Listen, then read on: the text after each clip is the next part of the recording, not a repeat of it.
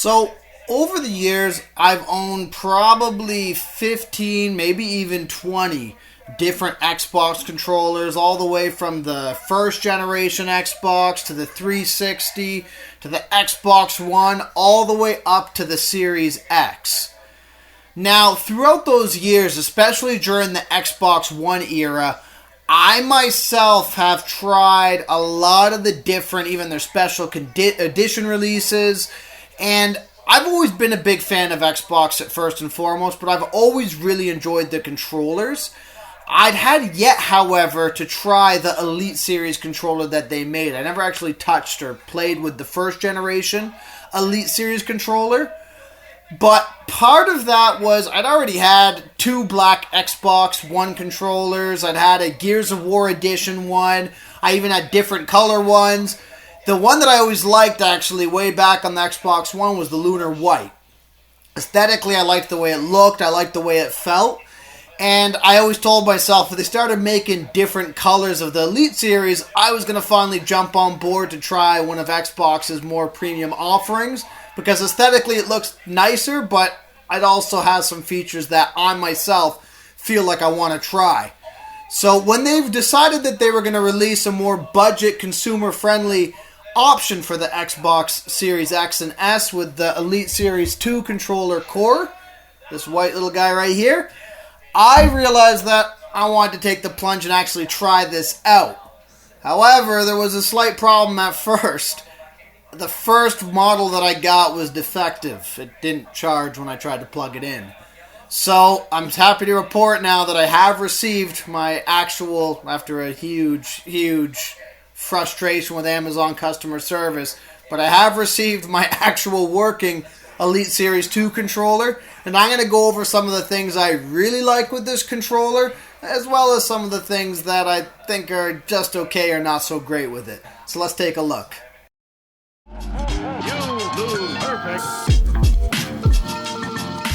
We're going to start by unboxing this controller, and you're going to notice the controller itself. You got a beautiful white, black, silver accented controller. I personally really like the way this looks. And as we're taking this out, you can see that in the box you end up getting a charging cable. It's a little bit more premium though because you have it fabric wrapped, so it looks really nice. You also have basically a tool to tighten up the joysticks to make them looser or more tight when you touch them. And really that's all you get in the box here. Now, I want to point out that this is the core package again, so this is supposed to be dialed down. You get way less of the extras that you get with the premium package. However, the one thing you don't get, or don't have the option to get, is currently the white configuration of the Elite Series controller only comes in the core package, which to me was one of the main reasons I actually went ahead and got this version over the premium version, because I like the aesthetic of this controller a lot more. I really like the way they accented it with the silver D-pad and the silver joysticks, as well as the black rubber. I think it's a really good looking controller in that way. Now, what I also want to point out is, as far as size, this is about the exact same as the Xbox Series controller that comes with the console. So I'm only highlighting that because I think that's a good thing. I like the size of the original Xbox Series controller. But one thing that does separate this from that controller is this one feels a little heavier to hold, which for me makes it a little bit more comfortable in the way it feels when you're pressing on some of the back paddles, as well as just using it in general. I like the weight to it. I also like the rubber wrapped grips that are on this as well. I overall feel like this is a very comfortable controller. Now, as far as the actual controller itself goes, one of the things and one of the main reasons people like myself have purchased this controller is for the customization options. So what I mean is you can actually easily remove the thumb pads on the controller. They're all magnetically put in place. So there's no click lock. There's none of that. You literally have a magnet inside the thumb pad itself, as well as where it receives on the actual analog stick itself, and it basically just clicks into one another. The same thing goes for the D-pad as well. Now, when setting it up, this controller was very easy to set up. However, there are a ton of customization options. So you can customize pretty much everything from button placement or button mapping. You can change sensitivities on things with this as well. You can even change the actual color of the Xbox logo on your controller itself to whatever you want. So a lot of cool features there. The button mapping itself, though, to me is most important, because not only do you have button mapping on the front face of the controller, on the back you actually have button mapping for paddles. Now, one thing I want to point out, the Core Series does not come, the Core Series Elite 2 controller does not come with those paddle pieces. That was actually the main thing I wanted out of this controller. I didn't really care much for the thumb pads or D-pad being changed out. I liked those. But the paddles to me were important. And that was something that I was able to order, I believe, for like $10 from a third party off of Amazon. And I can report they work very well. But I like the idea of, on certain games like a Call of Duty, being able to map the jump function to those back paddles, or being able to map the screen capture or screen recording to one of those back paddles.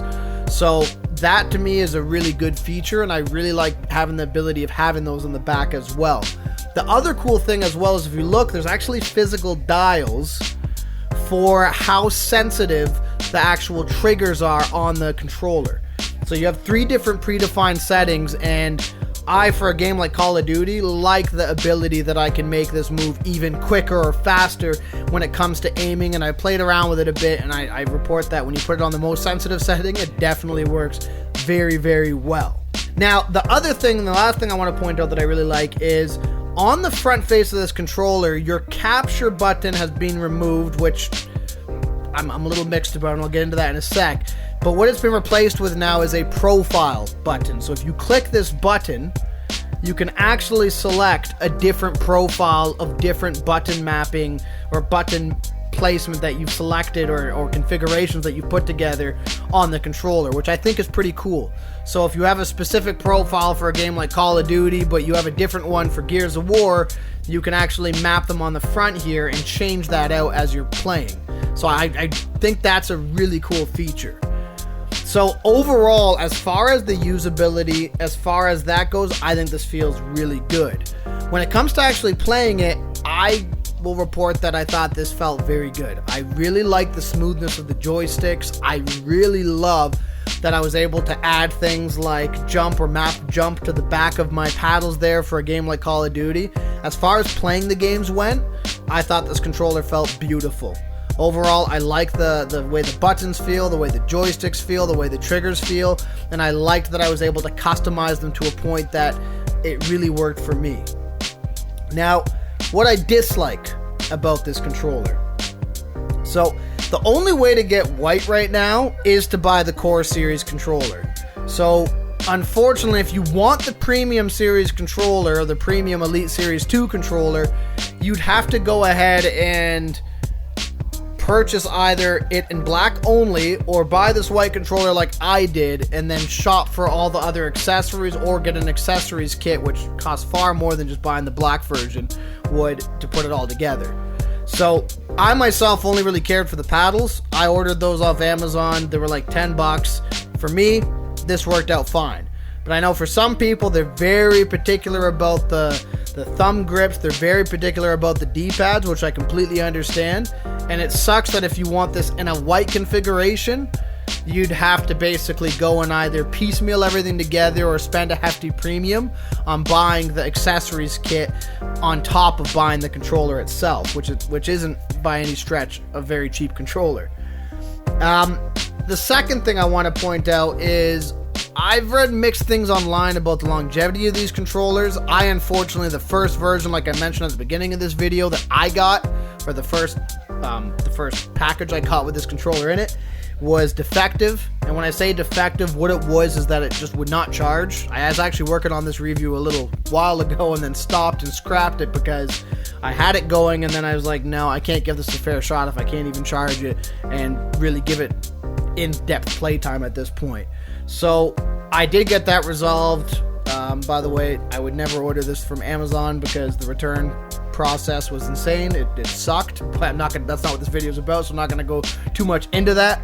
But ultimately, I'm really hoping that this controller is solid for the long term, because so far it does feel pretty solid. But it did leave a slightly bad taste in my mouth that the first one I received, brand new out of the box, was defective. One other thing, and this is kind of more of a quirk, I'd say, than really a complaint, but I felt like there was definitely a learning curve to getting this controller to where I wanted it to. And what I mean, or wanted it to be, what I mean by that is this controller itself, because of the way it comes stock. So what I mean by that, the way it comes out of the box, I thought the joysticks felt almost too sensitive and too loose, and it took me a bit of time to tighten them up to the perfect level that I wanted, to make them as precise as I wanted when I was playing a game like Gears of War or Call of Duty. And I also found myself multiple times at first playing with my configuration of my button mapping to find where it was most comfortable when I was actually going to play a game and really enjoy the experience of using it. The other thing, and this to me is something that seems silly. I don't know why they did it this way. I guess it's probably because you can remap all your buttons to 8 other spots if you wanted to, basically. But I dislike that they removed that capture button and turned that into a profile button. I actually liked that feature on the Series X controller or Series S controller, whatever you want to call it. I dislike that they didn't just make a secondary button for your profile and basically just scrap that capture button and put it there, because I felt like that was a good spot for that button itself. So it would have been nice to have had a secondary button. It's kind of a minor thing, but for me, I liked that placement of it. So kind of a silly thing, but overall, it's one of the detracting points I have with this controller. Overall, however, I will say that as far as this controller goes, as far as the functionality, as far as the customization options, if you're looking for a Pro Series controller, this is a really good controller to have. I really like the customization features. I really like the different options, the hair trigger options of being able to make the triggers a lot more sensitive and move a lot faster. I thought was an awesome feature. I'm unsure if the original one had that or not. I'm less familiar with it, but I know this one does, and I really like and appreciate that. So overall, to me, this is a very, very good controller.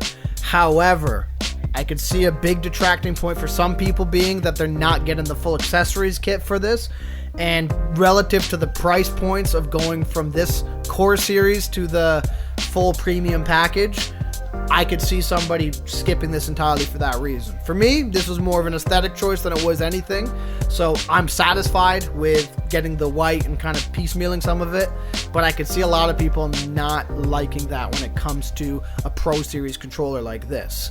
So overall, I'm going to say I'm very satisfied with this, and if you're in the market for this type of controller, so far through my play tests and playtime, this has been a fantastic addition for my Xbox Series X, and I heavily recommend you get it if you're looking at a pro level style controller.